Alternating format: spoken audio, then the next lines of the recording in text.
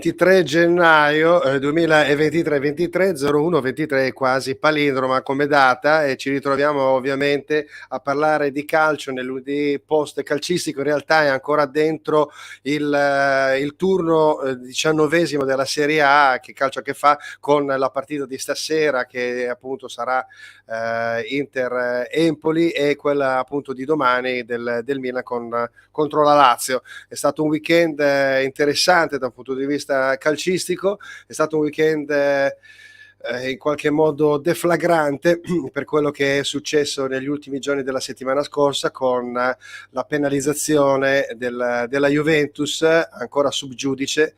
Ne avremo la conferma tra un paio di mesi di questa situazione che appunto sta capitando alla Juventus, in cui appunto le intercettazioni hanno messa un po' all'angolo, anzi pesantemente all'angolo, e quindi c'è una penalizzazione in atto di 15 punti. Vedremo dopo ovviamente con il nostro ospite, che è un ospite, mi fa molto piacere averlo, perché noi di solito trattiamo il calcio, però che calcio che fa? In realtà si avvicina tantissimo a professionisti, a personaggi creativi del mondo della cultura, dello spettacolo, dell'arte.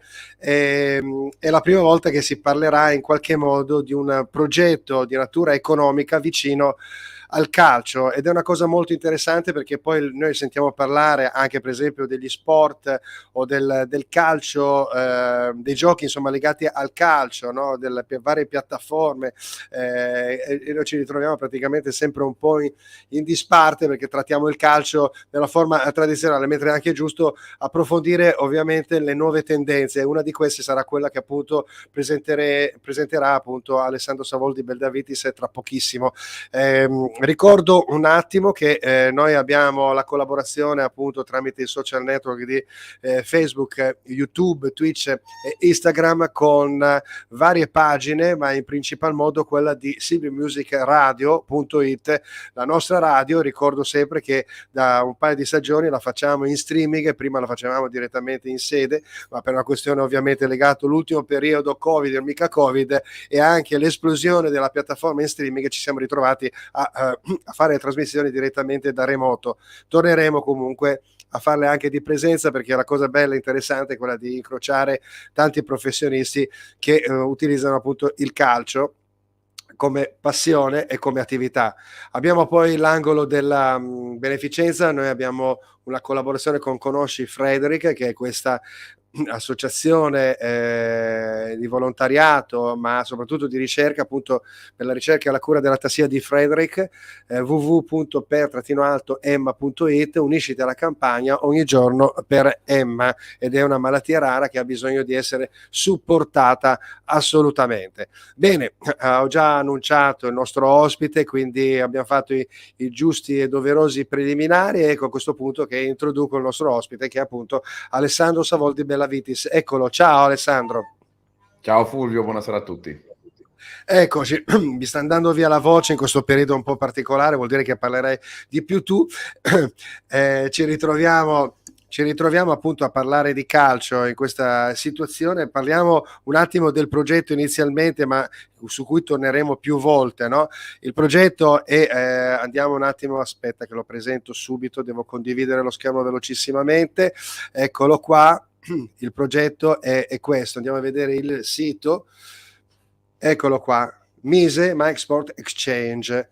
Quindi raccontiamo un attimo cos'è questa iniziativa, questa startup che appunto descrive, che unisce praticamente due mondi, quello dell'economia e della finanza con il calcio. Grazie mille per l'introduzione, e sono sicuro che sia andata via la voce allo stadio da buon tifoso quale sei. Allora Magari. sì, Mise adesso vedremo. Mise nasce da un'idea, no? da un insight che ci è venuto, ci è capitato sotto mano un dato, che l'Italia è il 56esimo paese al mondo per competenze finanziarie. Io sono campanilista, amo il nostro paese, ho detto ma cosa possiamo fare, no? Per cercare di sistemare un po' questo dato, che effettivamente fa un po' impressione, anche perché il nostro paese è bellissimo, abbiamo tante cose, ci manca un po' la cultura finanziaria. E io col mio socio Gabriele Pini ci siamo detti ma perché non usare la passione, che poi è lo sport, quello che ci accomuna tutti, il calcio, lo viviamo tutti i giorni, lo vivi tu, lo vivo io, anche se da sponde diverse della tifoseria. E allora cosa Eccoli abbiamo qua, fatto? in questo caso eccoli qua, quindi appunto i soci che quindi compongono questa nuova startup, quindi Alessandro Savoldi Bellavides, Gabriele Pini e Stefano Toppi, quindi giusto? Corretto, confermo e Ok, sottoscrivo. Ognuno ha le sue mansioni, facciamo cose complimenti. diverse. Io mi occupo della parte creativa di business, Gabri della parte più operativa e di analisi, mentre infine Stefano è un mitico sviluppatore che sviluppa da 15 anni e testa informatica. Mise cosa fa? Prende 5.000 dati ogni secondo, quindi real time, dal più grosso provider sportivo al mondo che è Opta, e attraverso questi dati trova la performance oggettiva di un giocatore di calcio in quell'esatto momento. Quindi quando sta giocando, quanto performa questo calciatore, no?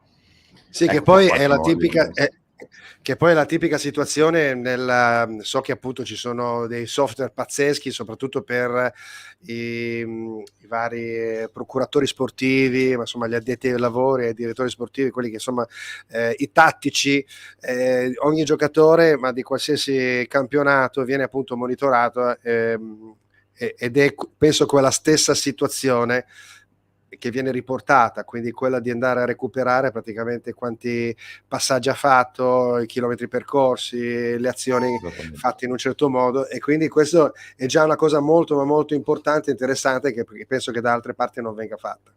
Prego.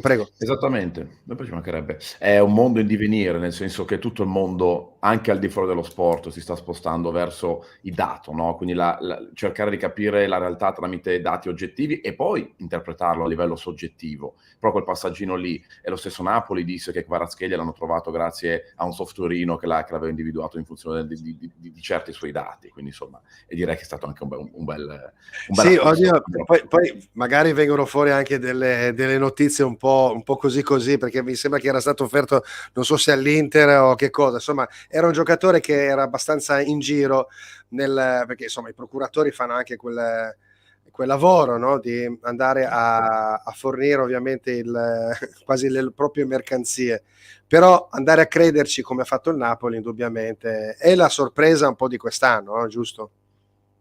Assolutamente, Carasvelli. il procuratore guadagna forza nel momento in cui, oltre a vendere la propria scuderia, porta dei dati da valorare quella scelta lì, no? Quindi voi prendete Kvaratskhelia perché nessuno lo conosce l'anno scorso, perché ha fatto X gol, X passaggi, tackle, dribbling riusciti, insomma più di 5.000 dati ci sono. Questo è l'obiettivo, no? Di riportare la conversazione a qualcosa di, diciamo, universale per tutti.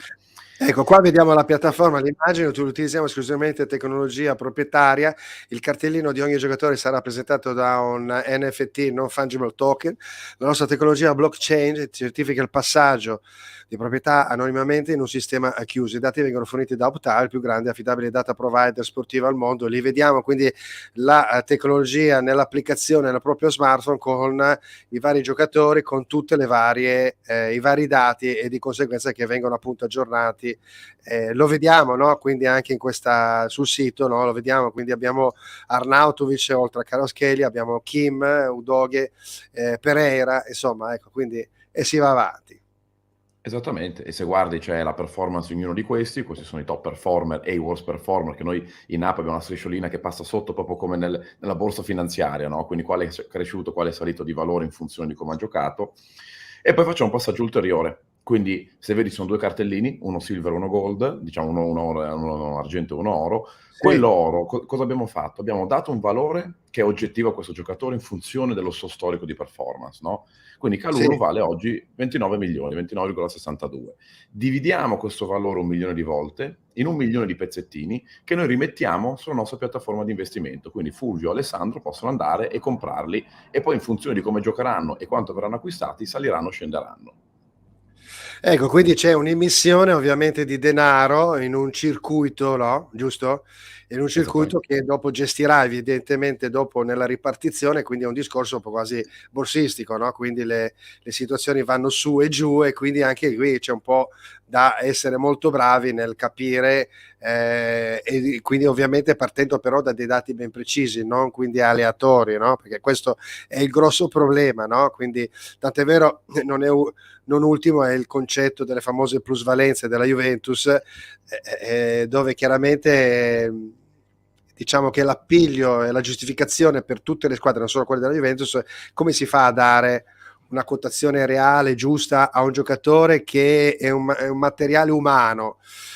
Basta un niente, si deprezza, non fa gol, poi magari l'anno successivo esplode come giocatore, quindi le valutazioni sono sempre molto difficili da dare. Cosa ne pensi, staccandoci un attimo dal Mise, cosa ne pensi del discorso appunto della Juventus, quindi dell'aver utilizzato le plusvalenze per una questione prettamente contabile, visto che tu poi tratti proprio la materia? Ma allora è materia complicata e tra l'altro le indagini si stanno ancora facendo, quindi tutto Sì. quello che possiamo fare sono presunzioni, questo è chiaro. Innanzitutto quello che mi viene da dire è che la Juventus è finita al centro ancora una volta di uno scandalo, ma le plusvalenze non si fanno da sole. Io non sono juventino, non voglio difenderli, però nel senso che qualcun altro sarà coinvolto, perché se io aumento il valore di un giocatore e lo vendo a un'altra squadra, l'altra squadra per pareggiare dovrà aumentare il valore di un suo giocatore e venderlo, giusto? Quindi sì, è normale. c'è una quotazione di ritorno, chiamiamola così, e quindi però è anche vero una cosa, che sembrava quasi una centrale operativa della plusvalenza la Juventus, quindi gestiva ovviamente tutte le plusvalenze, almeno tantissime plusvalenze, perché aveva da chiudere un bilancio non in passivo.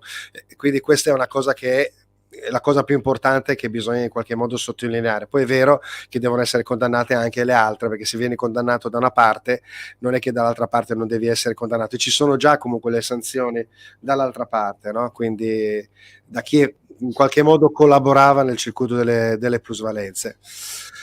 Assolutamente così. C'è un altro tema, che c'è un po' questa rincorsa, no? Le valutazioni ultimamente, le valutazioni esplodono perché tutti fanno un'offerta al rialzo. È impressionante, l'Italia è rimasta indietro. Se vado a vendere un giocatore in Premier League non starò mai al passo. E quindi quando mi devo prendere un Cristiano Ronaldo, andare a prendere qualche giocatore di caratura internazionale, è chiaro che il bilancio sarà un pochino in sofferenza e cercano modi per sistemare questa situazione. C'è un tema, cioè come la Lega si comporta in funzione di certi aspetti e come viene difeso il calcio italiano rispetto a come viene difeso il calcio, ripeto, inglese, che sicuramente è quello più in voga di tutti oggi. Sì, Però ci tengo non a dire siamo... che le plusvalenze su Mise sono quelle giuste, si possono fare, non c'è nessun problema. Ecco. Sono, diciamo, in qualche modo certificate da fior di dati, no? Quindi da questo punto di vista non ci sono problemi. Ritorniamo un attimo, poi ne parleremo ancora. Comunque abbiamo qua un po' il meccanismo ben preciso, abbiamo Nicolò Zaniolo, di cui parleremo anche più avanti, quindi questo è il mercato Mise, ti permette di sfruttare le tue conoscenze sportive per comprare e vendere cartelline digitali, carichi i tuoi fondi comodamente, acquisti i tuoi sportivi preferiti e usali nel fantasy game, gestisci il tuo portafoglio calciatori, guadagni rivendendo i cartellini a un prezzo superiore. Quando è il momento giusto lo vai a rivendere, sperando che ci sia questa situazione, questa plusvalenza in qualche modo. Senti, il fantasy game è invece una parte ludica dell'iniziativa? Sì, noi abbiamo tre anime, a dire la verità, no? Uno un fantasy game, che praticamente è quello che tutti conoscono come il fantacalcio, però usato attraverso dei dati oggettivi, quindi non c'è più il voto del giornalista. Io ho sempre fatto fantacalcio, ho sempre perso, faccio disclosure, e quindi mi sono inventato un giochino dove magari posso andare meglio. Come funziona? Il fantacalcio, io compongo una squadra, il giornalista mi dà un voto ai miei giocatori e competo contro Fulvio piuttosto che contro i miei amici per vincere, no? Il tema è che questo è molto aleatorio, quindi abbiamo detto usiamo un dato oggettivo per competere, quindi io ho un fantasy game dove mi compongo la mia squadra e come fa a crescere o diminuire la mia squadra in funzione esattamente di quei dati oggettivi che ci sono. Ok, questo è un po' il nostro concetto, poi è un'esperienza diversa, invito chi non ha ancora fatto a scaricare Mise dagli store, siamo già online da qualche mese, però insomma è un concetto un po' diverso. Ecco, quanti sono quelli che hanno già scaricato e sono entrati, diciamo, nel circuito? Avete già dei dati? Sì, noi abbiamo lanciato inizio settembre il nostro fantasy game e da qualche giorno in realtà il nostro marketplace, no? Quindi la parte di plusvalenza, che ormai è una parolaccia, dove si può guadagnare con la propria passione, e abbiamo più di 12.000 download e quasi 6.000 utenti attivi. Questo ci fa molto piacere, siamo oltre ogni pirosa aspettativa. Ecco, quindi poi, tra parentesi, scusate, io ho una caramella perché mi si sta abbassando la voce. Abbiamo qua la roadmap, quindi praticamente il futuro, anzi prima di questo, scusate, andiamo a vedere i vantaggi competitivi perché esistono ovviamente delle comparazioni con altri competitor, appunto.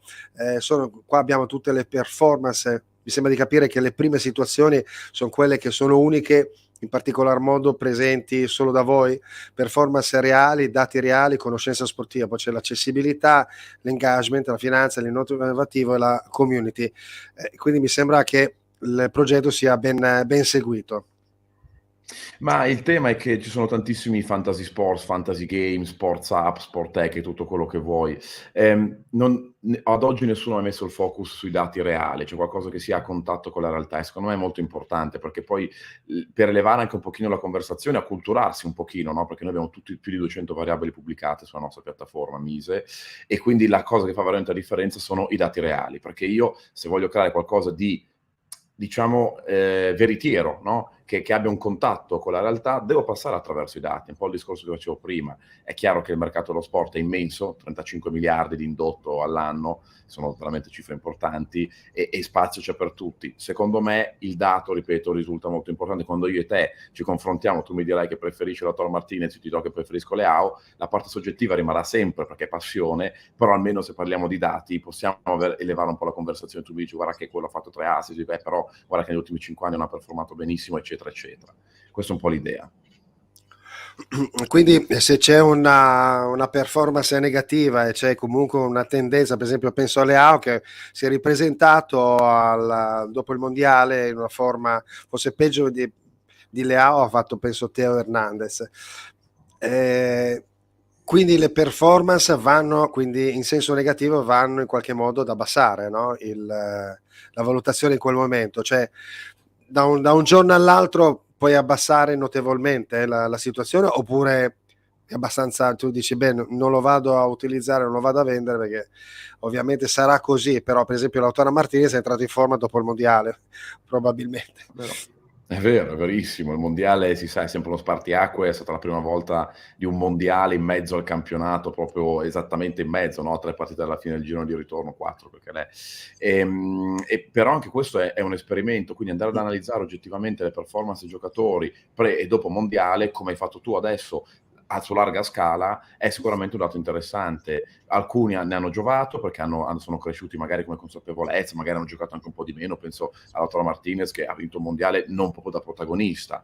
Teo Hernandez è tornato un po' con le gambe tagliate, la Francia pensava di vincere, ha avuto spazio, ha giocato bene il mondiale a mio avviso, e poi è tornato e sta facendo più fatica. Quindi sono tutte variabili che secondo me sono interessanti da analizzare, ma da analizzare su larga scala, no? Quindi vedere quanti sono tornati fanno bene, quanti fanno male, però in maniera oggettiva. E poi si traggono le proprie conclusioni soggettive per andare a sistemare o discutere o giudicare certe situazioni. Stavamo dicendo prima qual era appunto la roadmap, eccola qua. Quindi questi sono gli obiettivi del vostro progetto. Quindi abbiamo un round, vuoi leggerlo tu che conosci meglio e poi diciamo in qualche modo contestualizzare il testo? Sì, volentieri, velocemente, senza annoiare chi ci ascolta. Noi abbiamo lanciato a settembre del 2022, è 2 anni che ci lavoriamo a questo progetto, abbiamo tutti i diritti di serie A, B e C, che sono una cosa estremamente molto esclusiva, e siamo accreditati come agenti di pagamento presso la SEPER, che è diciamo la Consob, diciamo l'istituzione francese. Nel 2022 abbiamo fatto abbiamo raggiunto questi certificati, abbiamo lanciato l'app. Nel 2023 ora stiamo facendo il secondo round da 600.000 euro, stiamo raccogliendo di investimento, stiamo consolidando, no, le nostre attività, i nostri utenti, e mettendo in piedi diversi progetti e l'internazionalizzazione verso altri paesi. Nel 2024 dobbiamo vendere tutta questa massa di dati che analizziamo, sia alle squadre per scouting e analisi performance che ai centri media da divulgazione Sky, da Zoom piuttosto che.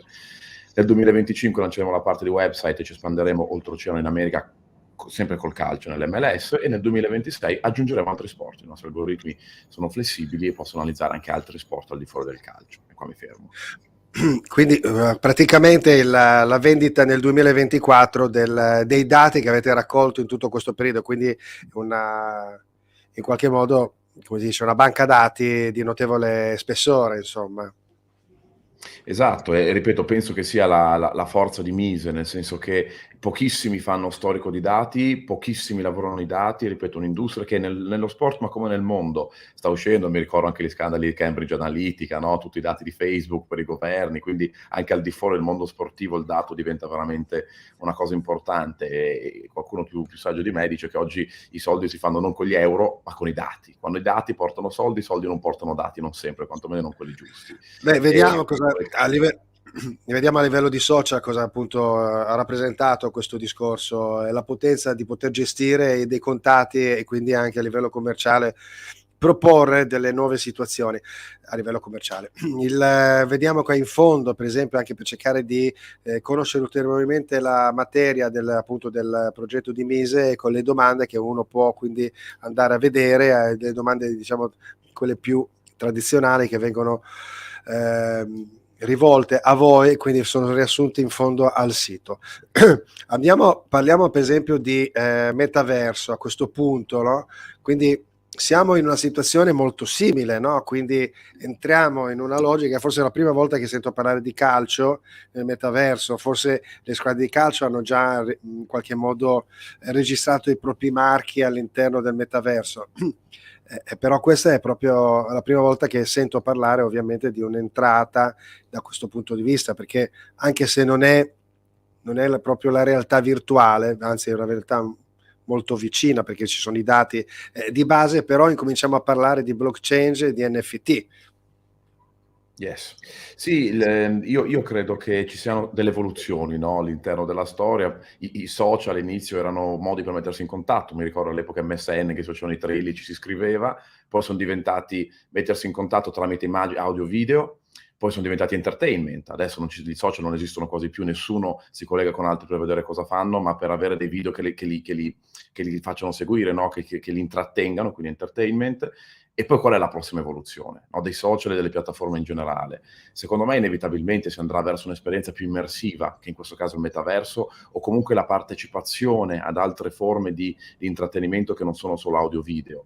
In questo caso noi ci collochiamo in quest'ottica qua, quindi partecipazione al proprio mondo sportivo tramite dei servizi a latere. Il mondo sportivo reale, con i dati, ma con servizi diversi. Quindi come faccio? Mi approccio al Milan, all'Inter, conosco dei dati, investo sulla mia passione, se ne so di più, guadagno più di un altro. Non è esattamente metaverso, perché metaverso è un po' diverso. No, infatti è vero, non parli di realtà virtuale perché appunto stiamo parlando di una realtà vera e propria. Però è logico che ci sono delle situazioni che possono magari in un futuro anche in qualche modo, diciamo, collaborare o perlomeno entrare in qualche modo in collegamento. Mi trovi d'accordissimo, assolutamente sì, perché poi il cambiamento, no, è sempre lento, poi arriva, ci siamo tutti dentro e ci troviamo un po' spaesati, è verissimo. Noi la parte di blockchain e NFT che ancora non abbiamo implementato, stiamo decidendo se implementarla, a dire la verità, è tutto pronto, l'abbiamo usato per cose utili. Cioè io penso che tutto ciò che è nuovo debba essere utile, se no non ha senso di essere. E questo l'abbiamo visto anche sugli NFT, sulla blockchain, che ha perso il 97% di transazioni ogni mese. È inevitabile, perché quando uno crea delle immaginette e le vende a un altro per migliaia di dollari, questo non c'entra niente col nuovo e con l'utile. Il blockchain e NFT servono per trasferire valore da una persona all'altra con una scrittura adibita. Quindi se io adesso parlo per assurdo, ma prima o poi magari la figura del notaio non servirà più per trasferire una casa, perché avrò un contratto NFT. Allora lì è utile. Adesso non è così chiaramente, però inventa uno sviluppo. Però se io invece devo trasferire a Fulvio la mia foto, non ha senso che tu me la paghi 15.000 euro, non gli frega nessuno di Alessandro Soldi Bellavitis. Ecco. Abbiamo l'esempio della prima opera d'arte, adesso non mi ricordo quanti milioni di euro di dollari è stata venduta, che era un artista, mi sembra, che ha fatto una foto ogni giorno per 10 anni, ha fatto alla fine un collage pazzesco, no? Quindi vabbè, è entrato per primo e quindi è entrato nella storia. Allora adesso a questo punto qua parliamo di situazioni più reali, no? Parliamo prima del Milan, dell'Inter, in una situazione un po' meno realistica, ma quella legata appunto alla propria passione anche traslata in questo settore. Parliamo invece di una classifica, per esempio in questo momento storico, al di là delle 2 partite che mancano ancora, anzi che poi in realtà sarebbero 3 le partite, andiamo a vedere quelle che mancano, che sia appunto Bologna-Cremonese alle 18:30 oggi, quindi ci sono ancora 6 squadre che devono essere, cioè la classifica deve essere aggiornata con le 6 squadre delle 3 prossime partite.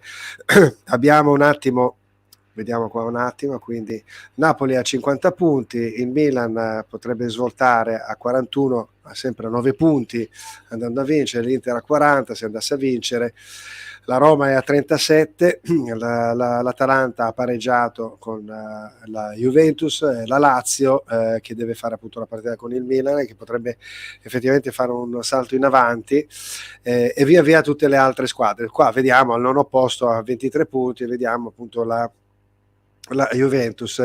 La Juventus, l'allenatore non può fare altro, abbiamo qui Massimiliano Allegri, non può fare altro che dire quello che ha detto poi in conferenza stampa. Noi vediamo la classifica e in base a quello noi lavoriamo, perché dobbiamo lavorare e fare, diciamo, il filotto. Noi fino adesso abbiamo fatto 40 punti, ha ragione, perché nel girone d'andata hanno fatto 40 punti, il Napoli ne ha fatti 50, quindi nonostante la brutta partenza della Juventus, con anche i giocatori che non erano pronti in quel momento storico, è riuscito, diciamo, a ristabilire almeno una classifica veritiera. L'approccio da un punto di vista psicologico, secondo te peserà in qualche modo oppure no alla Juventus? Ma io non sono un grande fan di Allegri, se l'ho detto proprio sinceramente, però mi piace moltissimo il modo in cui usa la psicologia, e quindi penso che questa cosa potrebbe alleggerire, se presa nella maniera giusta, il carico psicologico che la Juventus aveva, no? L'obbligo di vincere, l'obbligo di essere nelle prime 3, l'obbligo di essere Juventus, l'eredità da Cristiano Ronaldo, l'eredità da XYZ. Quindi io la temo moltissimo, sinceramente. Già ha disputato una buona partita contro l'Atalanta, che è un avversario osticissimo, in mezzo a questo turbine, con la dirigenza che se n'è andata, con tutto, tu disputi quel tipo di partita. Io, Fulvio, non so cosa tu ne pensi, ma io li temo, ecco.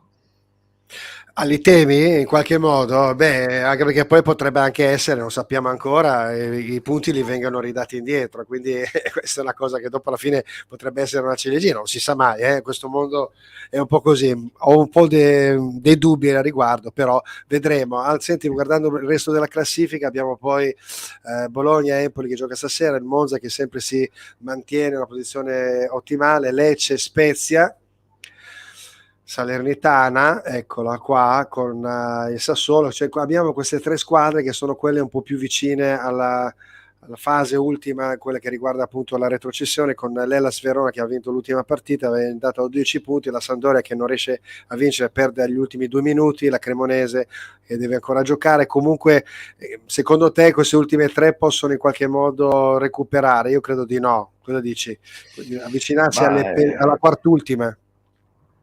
Ma allora la matematica non esclude niente, no? Questo è sicuro, manca ancora tutto, il giro di ritorno, tutto può succedere. Io però vedo una grande differenza tra le ultime 3 e le penultime 3. Cioè Sassuolo e Salernitana, nello specifico, le vedo molto diverse da Verona, Sampdoria e Cremonese. Nello specifico Salernitana sta facendo un campionato stupendo, neopromossa, è la sua, ha fatto veramente grandi cose. Sassuolo invece sta facendo un campionato molto sotto le aspettative, ma comunque ha un organico che le permette, cioè, sarebbe clamoroso secondo me se venisse retrocessa. Forse vedo paradossalmente più a rischio Lecce Spezia, e poi c'è il miracolo del Monza, che Berlusconi e Galliani hanno fatto un lavoro veramente incredibile, nonostante incentivi poi magari meno carini che hanno dato, come ormai si sa. Veramente uno spettacolo ha fatto col Monza, questo è come l'ho vissuto. Diciamo che hanno investito, quindi da un punto di vista, diciamo, economico, negli ultimi 3 anni, quando hanno preso il Monza, proprio l'hanno ribaltato come un calzino. È chiaro che dopo la quadratura non è stata facile, probabilmente Stropp è stato bravo in Serie B, però magari quando incomincia a tentennare, a avere qualche problema, si è visto poi con Palladino invece la squadra ha svoltato completamente. Andiamo a vedere anche per in qualche modo la situazione che riguarda i giocatori, no? Perché parliamo di materia prima anche nel progetto Mise, e quindi qua abbiamo Victor Osimhen che ha fatto 13 gol, poi c'è Lockman 11, Lautaro Martinez Nzola 9, Arnautovic e Raffaele Leao a 8, poi abbiamo a 7 tutta una bella sfilza da Dybala, Immobile, Kvaratskhelia, Zaccagni, Dia, Dzeko e Beto a 7, poi abbiamo Vlahovic che è fermo al palo, Milik che l'ha raggiunto, Koopmeiners che è sempre a 6, Giroud 5, Strefezza, Barella ed Elmas a 5 anche loro. Quindi parliamo di Osimhen, è un giocatore che quindi andare a comprare Osimhen in questo esempio diciamo di Mise, lo prendi in questo momento lo paghi abbastanza in proporzione, no? Cioè lo spazio praticamente di potere di un guadagno, cioè o veramente svolta diventando il capocannoniere segnando da qui fino alla fine, è cosa che sta facendo, adesso però lo acquisti probabilmente a una quotazione importante. Sì, assolutamente sì, l'analisi è giusta ed è la stessa analisi che si potrebbe fare in borsa, no? Nel senso che magari in borsa prendo una grande azienda, quanto mi può rendere questa azienda? La stessa cosa per un calciatore, Osimhen è un 98, ricordiamolo, quindi ancora molto giovane. È vero che ormai il calcio si sta diventando giovanissimo, il 2003-2004 giocano abitudinalmente, però comunque 98, quindi ora stiamo parlando di ragazzi di 25 anni. Oggi vale 70 milioni, gli algoritmi di Mise ci restituiscono 70 milioni e qualcosa, secondo me ha ancora spazio per crescere. È chiaro che non raddoppierà il suo valore, è anche chiaro dall'altra parte che l'altra faccia della medaglia che molto probabilmente avrà una crescita ancora per 2 o 3 anni. Un giocatore tendenzialmente fino a 28 cresce, poi dipende da che percorso fa, dagli infortuni tanto. Osimhen è uno che si infortuna poco a livello muscolare, ha avuto più infortuni più che altro a livello osseo, il naso, poverino, sì, e quant'altro, fatto di gomma, e questo sicuramente ci lascia abbastanza sereni. Per me è un investimento che va abbastanza sul sicuro, no? Prendo Osimhen, è vero che lo pago 70-75 euro su 70-75 milioni, in realtà è anche vero che è difficile che se lo vendo tra 2 o 3 anni questo ragazzo qua, che secondo me è formidabile, anche perché ha caratteristiche fisiche oltre che tecniche. Hai parlato di giocatori giovani che però esistono anche degli usati garantiti, come per esempio Giroud, che sta facendo molto bene, no? Quindi questo è un giocatore che per esempio in prospettiva futura è un po' difficile da prendere, però nel breve è un giocatore che potrebbe avere comunque la sua validità, perché adesso è spompato, però comunque è un giocatore che aiuta tanto la squadra, fa dei gol pesantissimi, non ne fa tanti, quindi ha comunque una sua carica di importanza. Ma assolutamente sì, il valore del cartellino, no, il valore di mercato di Giroud andrà a diminuire, ma per quello è un valore di mercato che non c'entra niente con le performance. Lì sai, se a fine carriera sta finendo il contratto, è normale.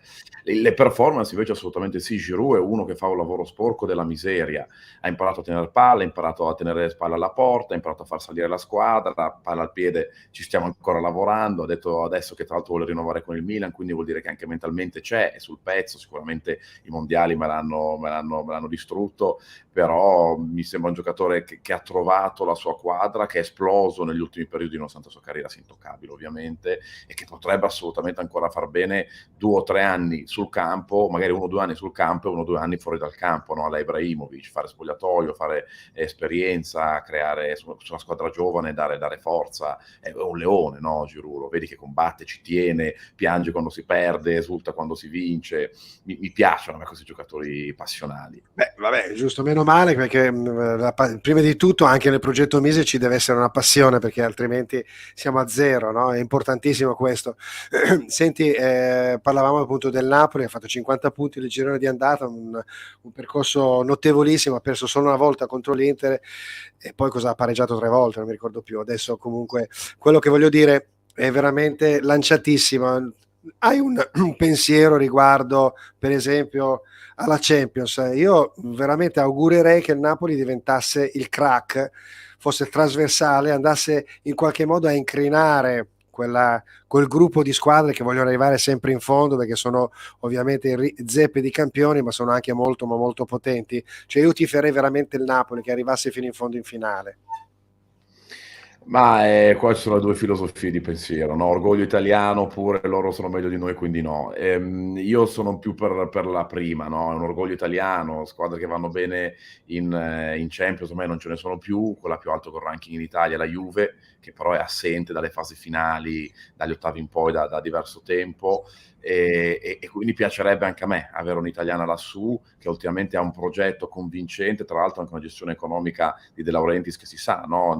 Che non è dilagatrice, quindi anche una gestione economica seppur opinabile dal mio punto di vista sana a livello puramente economico, no? Non è come il Liverpool, Liverpool, i dati sono lì davanti, i dati sono lì davanti di De Laurentiis. No? E quindi a me piacerebbe questa cosa qua, ha dei giovani di prospettiva bellissimi. Kvaratskhelia tra l'altro è uno dei top performer di Mise, ma non c'è bisogno di Mise per capire che tipo di giocatore è Kvaratskhelia, dribbling, li dribbla tutti così. È bello, sono mix giovani, vecchi. Secondo me Napoli, da quando ha perso la vecchia guardia, un po' ha fatto un passo in avanti, perché aveva una mentalità un po' vecchia. Quindi secondo me potrebbe anche, diciamo, pensare di fare bene anche in Champions. Io Cioè, sinceramente è una squadra garibaldina, no? E quindi in fin dei conti adesso siamo dentro fuori, andata e ritorno, e quindi potrebbe essere veramente un po' una scheggia impazzita. Spero che lo sia, insomma, indubbiamente, no? Quindi proprio per il gusto dello spettacolo. Dietro al Ma poi scusami considerando in Fulvio, questo. io penso che le squadre giovani in Champions abbiano più probabilità di arrivare verso la fine, perché togli il carico psicologico a questi ragazzi di dover fare, se no poi non ce la fai più perché sei a fine carriera.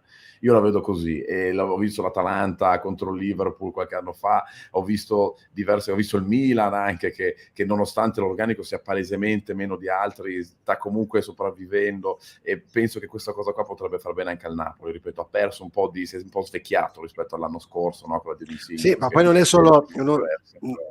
non è solo uno svecchiamento, ma anche proprio un cambio di modulo, perché è chiaro che Insigne obbligava a fare delle giocate di un certo tipo, no? Mertens era un valore aggiunto, un po' tutto il centrocampo era di un certo tipo, adesso è molto più tosto, molto più potente, no? E quindi anche perché deve sopportare quasi 3 attaccanti, perché anche a destra Lozano è un attaccante che viene spostato sulla fascia destra.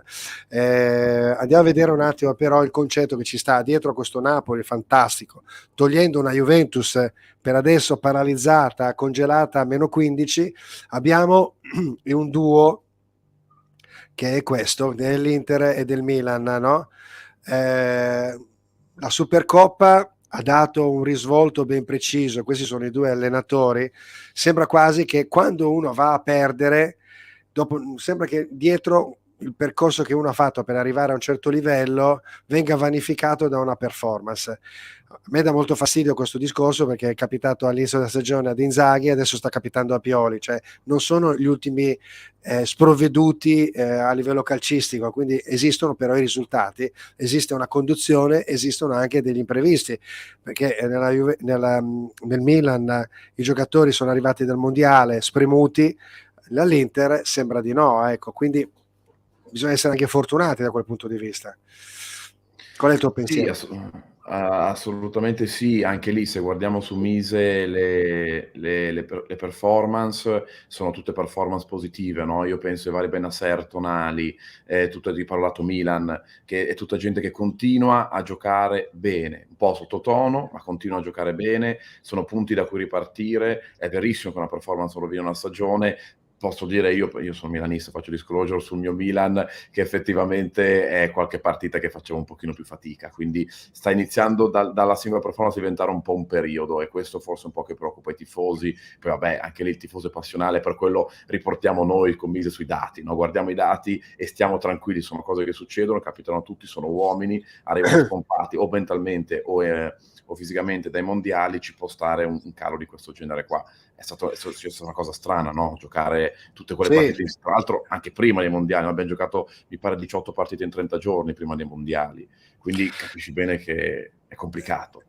sì, però appunto quello che voglio dire è che l'hai detto tu stesso, che nelle ultime 2 stagioni comunque Pioli, quando c'era una battuta d'arresto, la partita successiva la squadra reagiva molto bene, no? Adesso effettivamente sembra quasi un piccolo periodo negativo, ma questo anche perché è strano, ma determinati giocatori che sono quelli più importanti sono fuori forma, che sai, basta un'accelerata giusta o una posizione giusta di Teo Hernandez, per esempio contro il Lecce era inguardabile Teo Hernandez, non teneva la posizione, basta che Teo Hernandez va a fare il gol all'inizio magari contro l'Inter in Supercoppa, fa una sua progressione ma non l'ha fatta, quindi per dire che anche i campioni vengono meno e anche gli altri a quel punto lì però legittimano il fatto di non essere dei giocatori di altissimo livello, no? Nel senso che Krunic per esempio è un giocatore che ha fatto molto bene, no? Quando veniva messo, Saelemaekers fa le sue, però all'interno di un contesto importante si crollano i punti di riferimento, è chiaro che crollano un po' tutti, e questo è il pericolo secondo me che ha il Milan in questo momento storico, oltre al fatto che, perché gli infortuni ci sono sempre stati, quando c'è stato il Covid, da momento c'erano 6 o 7 giocatori fuori per il Covid e il Milan si ripresentava sempre bene, quindi probabilmente sono venuti a mancare i punti più importanti, ecco, quindi e forse anche la disposizione tattica con l'Inter è stata non perfetta, ecco, perché è stata studiata bene dall'Inter, mi sembra, rispetto a un po' perché il Milan era obbligato a giocare in quel modo lì. Ecco quello, noi eravamo obbligati a giocare a 3 e non è il nostro sicuramente. Secondo me c'è anche una ragione che invece prescinde dai dati, no, quindi ancora qua la cosa bella, analisi dei dati, poi, conclusioni soggettive, e nel perfetto stile Mise. Cioè al Milan, ma penso anche all'Inter un pochino, manca un trascinatore psicologico. Cioè c'è Ibra, che però è fuori, non è in panchina, e quindi manca il punto d'appiglio, il perno psicologico. Io la vedo così, cioè non c'è nessuno. Di solito c'era, no, nel Milan dei grandi c'era sempre il Maldini, il Costa Curta, non lo so, e quant'altro che ti trascinava la squadra.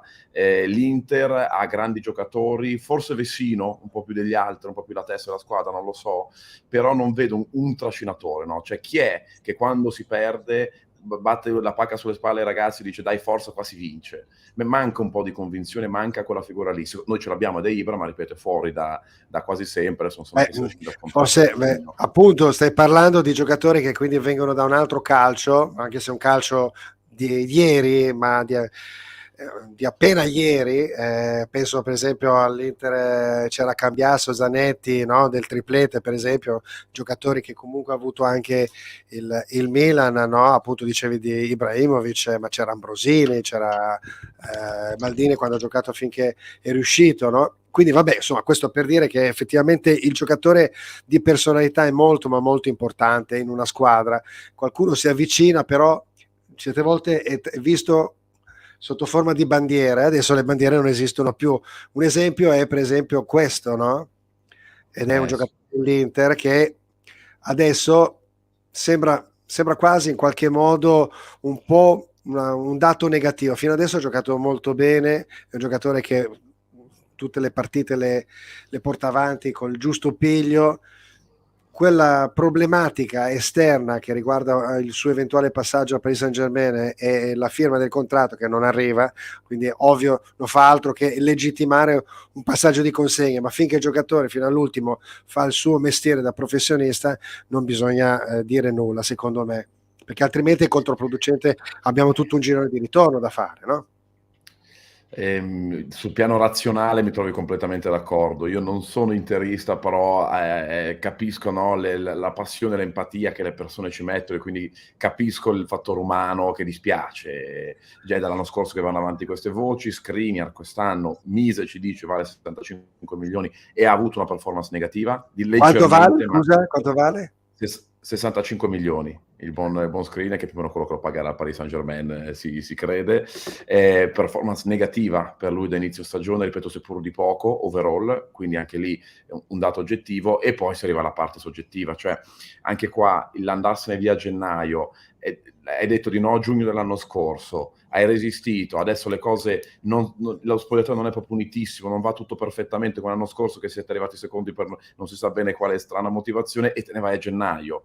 A me sembra strano questo ragionamento, perché non vai via a giugno? Perché devi lasciare, anche perché gennaio si sa, no, un po' l'asta di riparazione, come si suol dire, quindi si fa più fatica a portare a casa altri talenti, quindi se va a scrivere chi arriva, chi gioca con bastone titolare, non lo so.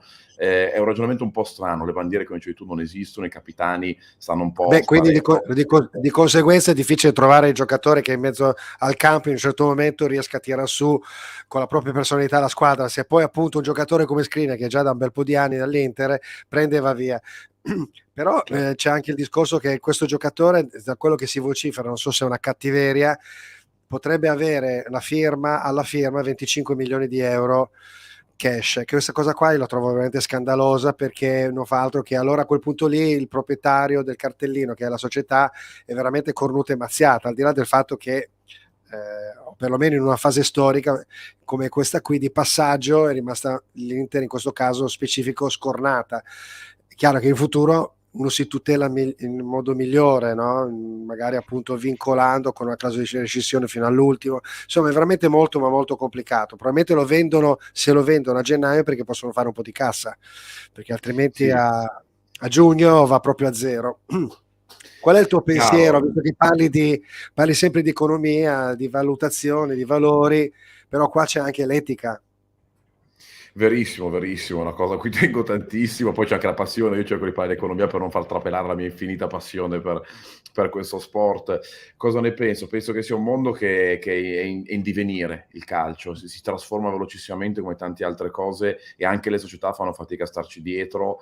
La favola del PSG poi ha sparecchiato completamente le carte in tavola, no? Hai trovato una persona con i trucchi perché ha fondi infiniti e quindi uno si deve adeguare a quel mercato pensando che possano succedere queste cose qua, ma anche una società è difficile che tenga in considerazione il fatto che una società possa dare 25 milioni cash in mano a un giocatore, se è vero, perché adesso non so, non Sì, credo che non si sia sa, però gira la confermato. voce.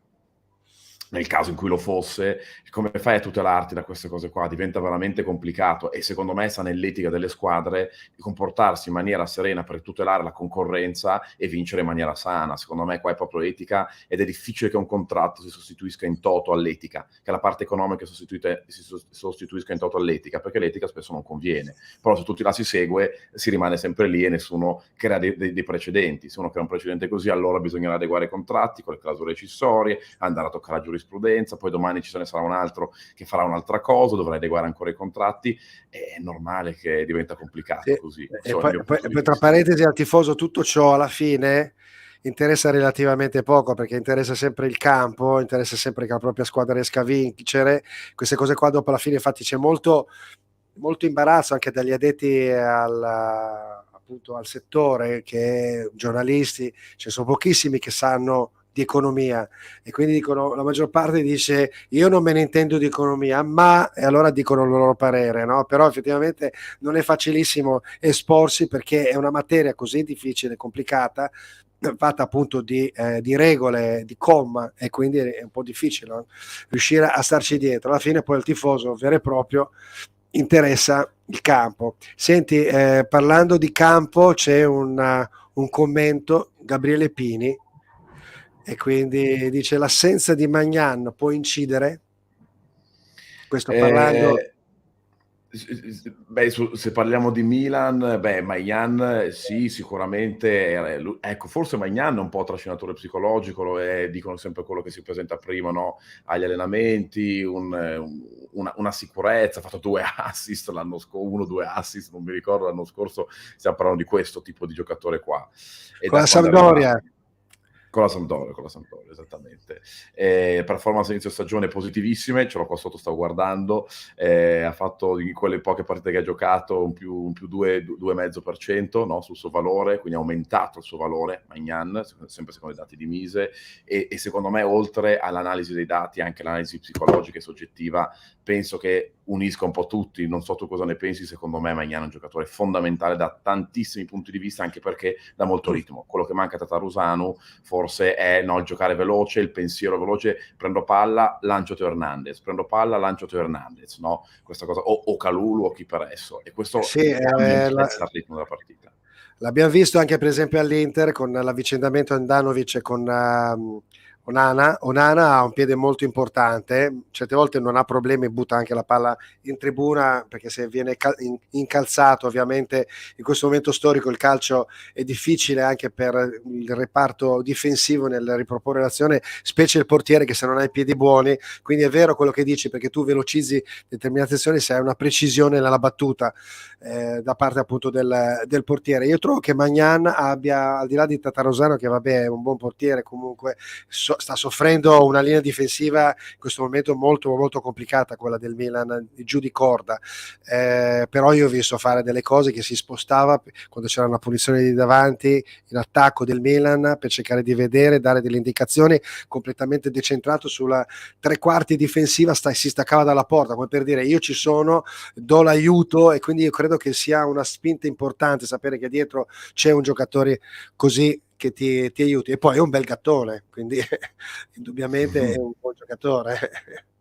Mi trovi assolutamente d'accordo. Sì, sì, vedi, come dicevo, quando non c'è un trascinatore psicologico, secondo me è tutta la squadra che deve interagire, no, e muoversi di conseguenza. E l'affidabilità dell'estremo giocatore verso la tua porta, quindi il portiere, ti cambia tutto, perché poi a cascata la gente si sente più serena, i giocatori si sentono più sereni e giocano anche meglio. E lo stesso discorso va al contrario, per tutti. Però secondo me i portieri, che spesso non sono al centro dell'opinione pubblica, al centro, no, dei gol, degli errori incredibili, però fanno tanto. L'assenza di Andanovic, che era un trascinatore psicologico e tuttora capitano in auge dell'Inter, sicuramente è un tema interessante. Anche Andanovic, performance estremamente negative quest'anno, ma anche qua non c'è bisogno di Mise per capirlo.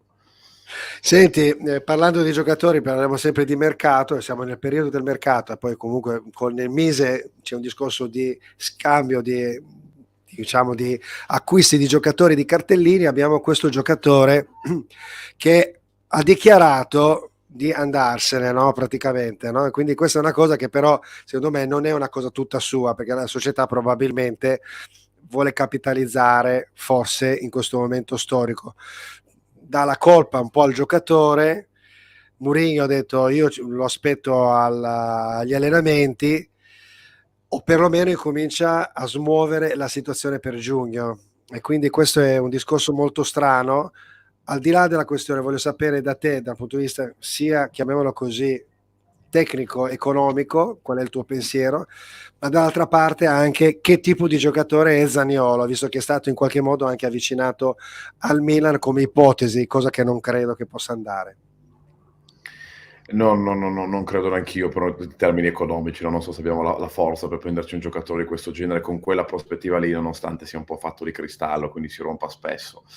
È una cosa strana questo annuncio di Zaniolo, no? Non convocatevi contro lo Spezia, non viene convocato, Spezia mi pare sia il prossimo della Roma, non viene convocato, cioè sono tutti ragionamenti che sono sempre stati fatti nel mondo del calcio, e però oggi emergono, no? E quindi tutto ciò che era fatto a porte chiuse oggi viene fatto a porte aperte. Non so se Strano, è un po' strano.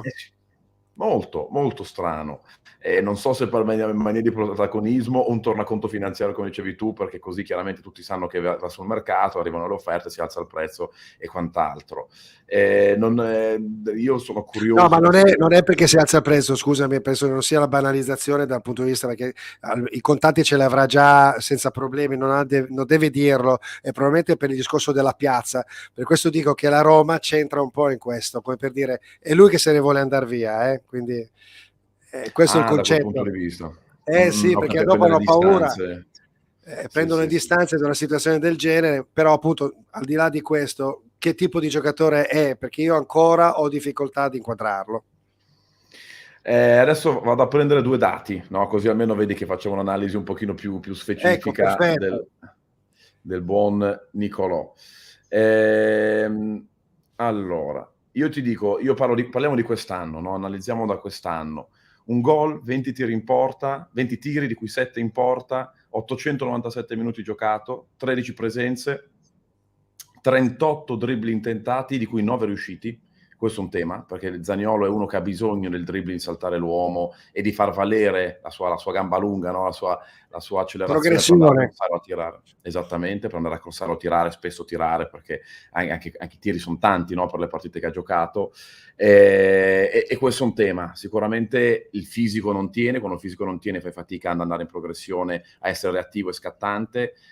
Sicuramente anche la testa, no? Lo tiene dietro, Certo. perché quando ti rompi il ginocchio diverse volte, sai, forzarlo tanto non è così. È un ragazzo di 23 anni, Zaniolo, quindi insomma parliamo di questo genere di giocatore qua che ha già avuto tante problematiche. Quest'anno non ha giocato bene, i dati a supporto ve li ho detti prima, 22 falli tra l'altro, questo è anche un altro tema. Su 13 presenze, vuol dire che fai un attaccante di fatto che fa tutti quei falli, evidentemente non sta molto bene di testa. Vedi anche qua l'analisi tramite i dati, che almeno questa è personalissima opinione, ovviamente. Io ti No, porto è dei vero, dati. però è un dato, indubbiamente è vero. Zaniolo dà sempre l'impressione di voler spaccare il mondo, poi dopo non ce la fa e molte volte commette anche dei falli, è stato anche espulso, quindi è un giocatore particolare. Però appunto per questo, siccome non si riesce a capire, forse non sarebbe stato male, al di là della poca fattibilità di acquisto al Milan, da parte del Milan, però messo al posto di Saelemaekers, per esempio, di Messias, poteva essere importante. Beh, io pagherei oro per averlo, ho detto sinceramente, è un giocatore che mi piace tantissimo per quanto fisicamente inaffidabile purtroppo, e noi tra l'altro con gli infortuni non è che andiamo d'accordissimo perché ne abbiamo avuti veramente tanti, quindi anche i nostri preparatori atletici non so cosa stiano combinando. Però sì, è quel tipo di giocatore lì, no? Io lo vedo un giocatore fisico, tecnico, va messo laterale, che si stringe, bisogna dargli la libertà di poter sbagliare. Purtroppo si è visto ancora poco, no? Secondo me c'è ancora tanto da vedere di Zaniolo, spero che abbia l'occasione di farcelo vedere e lo metterei al Milan prima di subito, un giocatore che ha bisogno di qualcuno che lo inquadri, sicuramente Piolo è abituato a gestire giovani, Ibra è abituato a gestire giovani, è un giocatore che vive anche lì, come si vede, no, di emotività e di passione, no? Voglio segnare, non ce la faccio farlo, è un discorso che dal lato negativo è un po' fine a se stesso. Dal lato positivo però vuol dire che ha voglia di fare, e in un contesto come il Milan sicuramente è una prerogativa che funziona molto bene. Anche Teo Hernandez non fa una marea di falli e gli si perdona tutto sempre, quando è ammonito che va sul giocatore dritto per dritto poi non lo espellono, non so per quale grazia divina, quindi lo vedo contestualizzato. Chissà come mai, quindi... non iniziare con le etologie. No, no, senti, stiamo arrivando alla fine, ormai la voce è proprio è quasi partita, però abbiamo per esempio il prossimo turno. Adesso ti faccio vedere la tabella delle partite, ovviamente non quella del Milan. Voglio sapere da te quale partita andresti a vedere, avendo la possibilità. Abbiamo il prossimo turno: Bologna-Spezia, Lecce-Salernitana, Empoli-Torino, Cremonese-Inter, Atalanta-Sampdoria, Milan-Sassuolo, Juventus-Monza, Lazio-Fiorentina, Napoli-Roma, Udinese-Verona. Ecco, quindi c'è di partite importanti. Vedo qua una curiosa, molto interessante, Juventus-Monza. Lazio-Fiorentina è un derby del centro Italia, Napoli-Roma è il derby del centro Italia per eccellenza, un'Atalanta-Sampdoria che può essere pericolosa per l'Atalanta, perché la Sampdoria prima o poi un risultato lo deve andare a fare, creare dei problemi. Milan-Sassuolo, verificheremo quello che dicevi tu prima, che il Sassuolo è una squadra che deve riprendersi un po'. E poi abbiamo l'Inter che va a Cremona con l'ultimo in classifica. Qual è la tua scelta? Ma secondo me è un turno molto importante, sinceramente. Arriviamo verso la fine del girone d'andata. Ovviamente Napoli-Roma è una partita chiara, tecnicamente, forse no, più interessante di tutte. A me piacerebbe, per lo stesso discorso che ho visto prima, vedere Juve-Monza, perché il Monza è una squadra che ha dimostrato con l'Inter di poter dare molto fastidio, da non essere sottovalutata, ed è a metà classifica, neopromossa.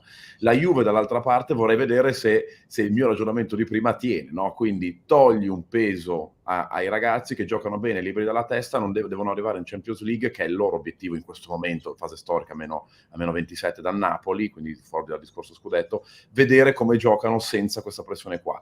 Giocano un po' così, tanto dicono il Monza non è una squadra a metà classifica, vado a vincere sicuramente e quindi faccio fatica, oppure dicono allora libero da ogni pensiero, vado e non entra a perdere e vado su. Questa è la mia curiosità. Il Milan vorrei vederlo. Vabbè, dimmi sulla Juve, sono curioso. Beh, anche perché poi dobbiamo vedere effettivamente se dopo, in caso di sconfitta della Juventus da parte del Monza, quella promessa da parte del presidente Berlusconi possa essere ottemperata. Staremo a vedere. Vabbè, questa è la battuta, diciamo, finale, questo per dire che siamo arrivati alla fine della nostra trasmissione. Abbiamo qua, ricordiamo appunto scopri l'emozione del fantamercato con Mise applicazione, quindi andate a scaricarla, e quindi My Sport Exchange, che è appunto questo progetto che unisce sapientemente l'economia, la finanza, la capacità di poter investire delle risorse sulla propria passione calcistica. Quindi seguite indubbiamente questo progetto e seguite ovviamente il percorso di Alessandro Savoldi Bellavitis con questa iniziativa nei prossimi anni, perché si sta poco a poco salendo giù su di tono, ed è una cosa, diciamo, interessante, visto che entriamo in un mondo ovviamente molto più lanciato nel futuro, che non è legato solo alla palla che rotola. Grazie ad Alessandro Savoldi Bellavitis per aver partecipato a Che Calcio Che Fa. Grazie per aver partecipato. Grazie a te Fulvio e grazie a tutti. Una buona serata. Grazie, ciao. io chiudo perché ho veramente la voce che sta andando in cantina. Grazie per aver partecipato, spero che sia stata una puntata interessante, visto che abbiamo toccato un tema che di solito tocchiamo pochissimo, che è quello che riguarda un po' l'economia e la finanza, in questo caso applicata al calcio. Grazie per aver partecipato a Che Calcio Che Fa. Noi ci vediamo qui sulla nostra piattaforma streaming delle varie pagine, compresa quella di Silver Music Radio, ovviamente lunedì prossimo allo stesso orario. Grazie e buona serata.